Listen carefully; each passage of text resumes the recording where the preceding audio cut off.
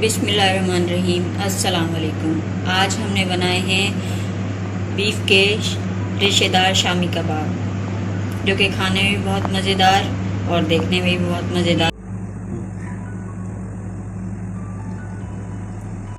1 kilo beef है ये, और इसको मैंने अच्छे से वॉश किया। 2-3 पानी बदलने के बाद इसको मैंने एक पैन में डाल दिया, और इसके ऊपर इतना पानी डाला कि ऊपर तक आया।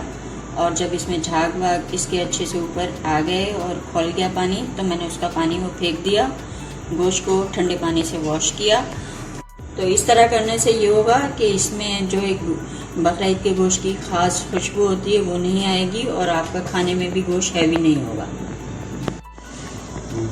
अब मैं कुकर में इस गोश्त को शामिल कर दूंगी, और मैंने 3 गिलास इसमें तकरीबन पानी डाला है। 1 बड़ी प्याज है, 1 लहसुन की पोथी है, 2 इंच अदरक का टुकड़ा है, जिसको मैंने इसको दरदरा कूट के मैंने इसमें डाल दिया। ये कबाब चीनी है 1 टीस्पून, ये इसमें शामिल करूंगी। इससे जायका कबाब का बहुत शानदार होता है। ये 12 से 15 गोल वाली लाल मिर्च है, 6-7 लौंग, 1 टीस्पून जीरा, 2 बड़ी काली मिर्च जिनको मैंने मुंह खोल लिया है, जिनका दालचीनी की स्टिक है 2 से 3, 1 खाने का चम्मच कुटा हुआ धनिया है, इससे बहुत अच्छा फ्लेवर निकल के आता है। और ये बे लीव्स है, तेज़पत्ता, ये भी शामिल करूँगी। 1 खाने का चम्मच दही है, ये भी इस वक्त मैं शामिल करूँगी, इससे बहुत जूसी नरम कबाब बनते हैं। 1 टीस्पून नमक है, इसको हम बाद में भी बैलेंस कर सकते हैं। 1 कप चने की दाल ली, इसको मैंने 3 से 4 घंटे सोख करके रख लिया है। जितनी देर दाल आपकी भीगेगी उतने ही आपके कबाब बहुत ही अच्छा और बहुत ही बाइंडिंग अच्छी होगी इनकी, ये फटेंगे नहीं। दाल जितनी अच्छे से भीगेगी इतनी अच्छी गलेगी और आपको बहुत मज़ा आएगा।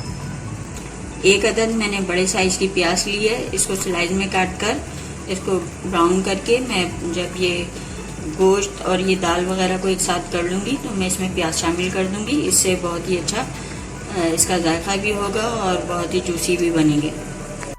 जब ये कबाब का मसाला तैयार हो जाएगा उसके बाद मैं इसमें हरा मसाला शामिल करूँगी, जिसमें थोड़ा धनिया है, पुदीना है और 4 हरी मिर्चें तकरीबन, और 1 टीस्पून मैं पिसा वगैरह मसाला भी खुशबू के लिए शामिल करूँगी।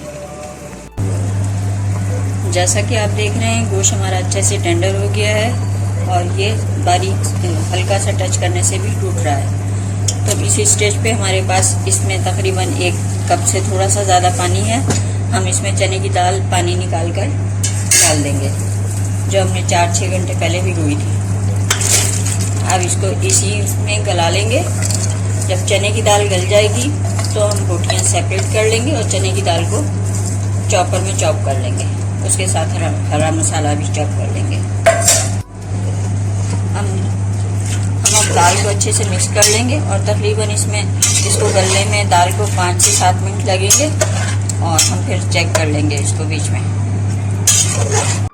अब इसमें दाल अच्छे से गल चुकी है और इसका पानी भी ड्राई हो गया है। अब इसी स्टेज पे हम गोश्त को अलग कर लेंगे और दाल को अलग चॉप कर लेंगे, और ग्रीन मसाला भी चॉप कर लेंगे इसके साथ।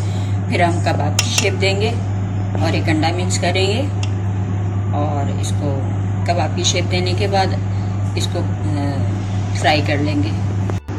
गोश्त निकालने के बाद मैंने इसको गरम गरम में रेशा कर लिया है। घुटने से या किसी भी चम्मच से आप कर सकते हैं। ये इस तरह से इसके रेशे तैयार हो गए, और मैं दाल को चॉपर में चॉप कर लूँगी। इसके साथ एक गोल्डन ब्राउन जो मैंने प्याज की थी वो चॉप करूँगी, काली मिर्च, गरम मसाला डाल के मैं इसको चॉप कर लूँगी दाल को।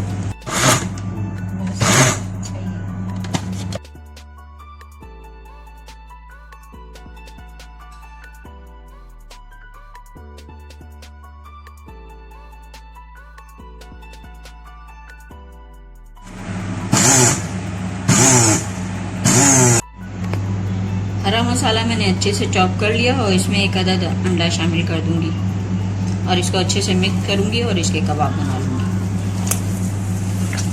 ये कबाब बहुत ही मज़ेदार, रेशेदार और खाने में बहुत ही मज़ेदार बनेंगे।